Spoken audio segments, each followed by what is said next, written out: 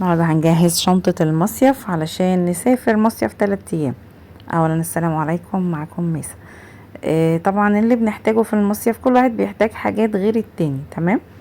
بس في حاجات يعني بتبقى اساسية كده ما بنقدرش نستغنى عنها كلنا. اولا الشاور جيل، انا مش هاخد طبعا ازازة الشاور جيل اللتر، تمام. فعندي ازازة الكاتشب الصغنونة دي، بحط فيها بعد ما بتفضى يعني بغسلها واحط فيها الشاور جel. واهم حاجه لازم احط لها كيس كده قبل ما اقفل الغطا عليه عشان ما تسربش الشاور جel لو انا حطاه في شنطه وتبهدل لي الشنطه، تمام. وبحطها في كيس كده واربطها. لو معايا ازازه زيت كبيره باخد ازازه صغيره برضو بحط فيها شويه صغيرين. بس هنا عندي الازازه فيها كده كده حبه صغيرين، فانا مش محتاجه ان انا انقلهم في حاجه تانية، فهم كده كده حبه صغيرين.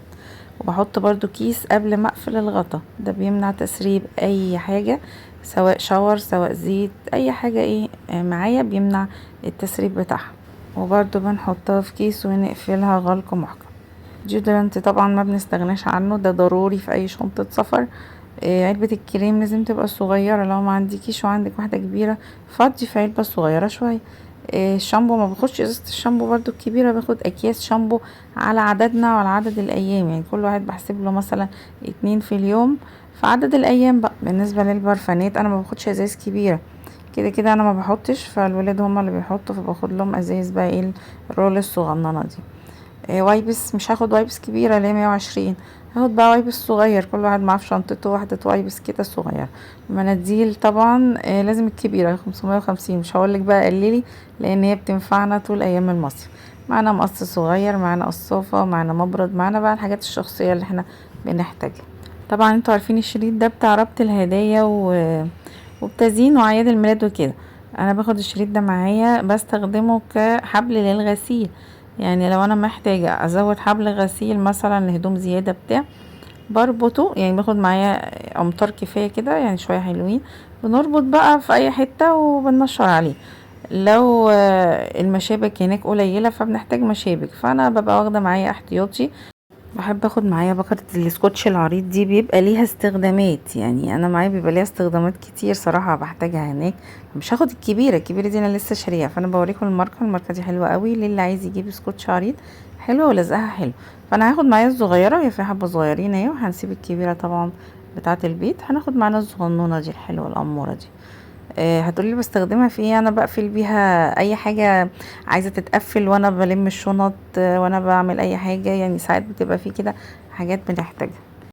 كمان بحب اخد معايا الترامس الحراريه، معايا ترمس صغير اللي هو نص لتر تقريبا، ومعايا ترمس لتر، ده بياخد سخن وبارد. الصغير بيبقى بقى للشاي بلبن، نسكافيه، هوت شوكليت، اي حاجه بقى احنا عايزين ناخدها معانا بره واحنا طالعين على البسين على البحر. الكبيرة دي بحط فيها مية ساقعة، هي بتاخد بقى زي ما قلت لكم سخن وبارد، فبتحتفظ بصراحة بالساقع فترة طويلة. كمان باخد معايا اطباق بلاستيك، كوبايات بلاستيك، كوبايات دي بتخش الميكرويف، بتخش غسالة الاطباق، بتعمل درجة حرارة عالية. باخد اطباق وكوبايات بتكون نوعها وماركتها كويسين، علشان لو حطينا فيها اكل سخنة ولا حاجة ولا مشروبات سخنة يعني تبقى امان يعني. وباخد معالق، عارفين معالق الكشري؟ ساعات بيبقى جايبين كده كشري او وجبات من بره، بتبقى فيها معالق تقيله كده يعني متينه، اللي هي السودا دي اللي انتوا شايفينها، وساعات بتبقى بيضه. انا باخدهم معايا. وفي برضو المعالق دي كنت جايباهم الست معالق كانوا ب10 جنيه من عند بتوع الادوات المنزليه، حلوه برضو تقيله ومحمله، بدل ما بتاخدي بقى المعالق الاستانلس بتاعتك وتضيع هناك. فلو ضاعت معلقة من دول مش مشكلة، هما يعني الستة ب10 جنيه، مش حكاية. برضو بحب اخد معايا شماعة او شماعتين قدام كده من الشماعات القديمة، دي بتبقى للمصايف، بحيث ان برضو لو نسيتها هناك يبقى مش مشكلة عادي، يعني كده كده قديمة ومش بنستخدمها في البيت. بنعلق عليها بقى اللبس اللي احنا مش عايزينه يتكسر، فبتنفع بصراحة. لازم طبعا معاكي خيط وابرة تحسبا لاي حاجة تحصل هناك، اسود او ابيض بقى زي ما انت حابة، خدي لونين خدي لون واحد. باخد مقص، وباخد برضو اقدم مقص في البيت، بحيث ان انا لو نسيته هناك وانا بلم الحاجة بيبقى مش مشكلة. بس انا عموما ما بنساش حاجة، لان انا ببقى كاتبة الحاجة بتاعتي، تمام. ببقى معايا ورقة بالحاجات اللي انا واخداها. باخد مفرش سفرة معايا اللي هو البلاستيك، بينفع بقى، بيختصر وقت ومجهود، يعني بتفرشيه تحطي الغدا والفطار وتلميه على الزبالة على طول، يعني مش محتاجة انك تمسحي وتعملي. باخد ورق ألمونيوم عشان مثلا لو في حلة ملهاش غطا، بناخد ورق الألمونيوم ده نغطي بيه الحلال، نغطي بيه الصواني كده يعني. باخد الأكياس اللي هي بتغطي الأطباق، لو في أطباق مثلا متبقية وعايزين نغطيها عشان نحطها في التلاجة، فبتنفع بتغطي الطبق وتحطي كده ايه كذا طبق فوق بعض، فبيوفر ايه مكان. لو وصلتي لحد هنا من الفيديو متنسينيش بقى في اللايك والشير. طبعا في اللبس بتحتاجي مثلا الحزمة بتاعتك.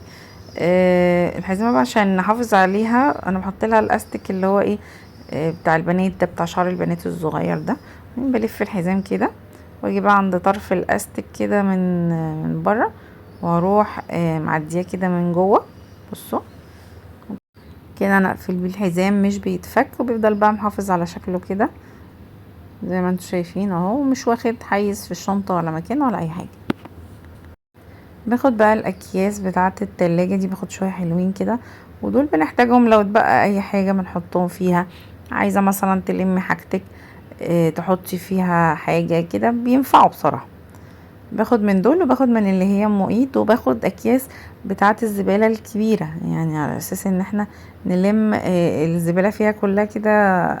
يعني كل يوم مثلا بناخده كيس زباله كبير نلم فيه الزباله. باخد بقى منظم اكسسوارات، طبعا دي حلقان كلها ستانلس وخواتم ستانلس وكده. باخد منظم الاكسسوارات، لازم باور بانك طبعا معاكي، مهم جدا وضروري. والاهم من حياتك بقى الفيشه دي المشترك، سواء المشترك ده اللي هو 3، في بيبقى منه 4، في بيبقى مشترك بسلك طويل كده، يعني حسب بقى ايه ما انتي عايزه. ساعات بتبقى الاوضه كلها ما فيهاش الا فيشه واحده، وفي كذا تليفون عايز يتشحن، فبتنفع قوي، بتبقى حلوه. ناخد بقى الليفات، طبعا الليفه بتتاخد اخر حاجه، يعني بعد ما انتوا بتاخدوا الشاور الصبح ونازلين، ما بتنسوش بقى الليفات، بتلموهم كده كل ليفه في كيسه وبتتقفل. محطش الليفات كده في وسط الحاجة كده من غير كيس، لازم تغلفي كل ليفة في كيس لوحده. باخد فرشة برضو تحسبا لأي حاجة احتجتها، هي فرشة صغننة كده عندك خديها. ممكن تاخدي بقى مصفة شاي صغيرة، ممكن تاخدي فرشة الازاز. انا بحتاج فرشة الازاز دي اللهم صل على النبي، للترامبس الحرارية دي، بتبقى عايزة تتغسل من جوه كده.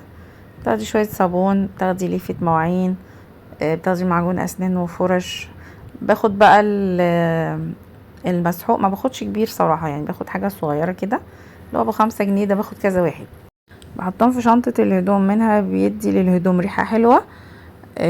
وبستخدمه بقى لو انا عايزة اغسل حاجة ولا حاجة، بس انا عموما ما بغسلش حاجة في المصيف الا حاجات بسيطة جدا ونادرة.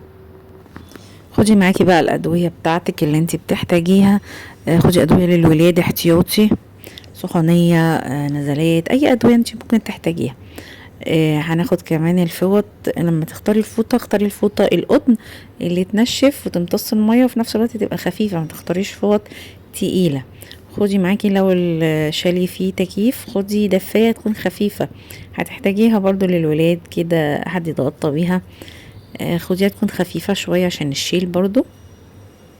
وانتي بتختاري لبسك اختاري اللبس الخفيف، يعني اي حاجة خفيفة خديها عشان الوزن والشيل، وما تشيليش تقيل. وان شاء الله تسمعي الكلام وتاخدي الحاجات الخفيفه والضروريه واللي انتي محتاجاها بجد، وما تلميش البيت كله وانتي نازله. متنسينيش بقى في اللايك والشير، بحبكم كتير كتير، والسلام عليكم.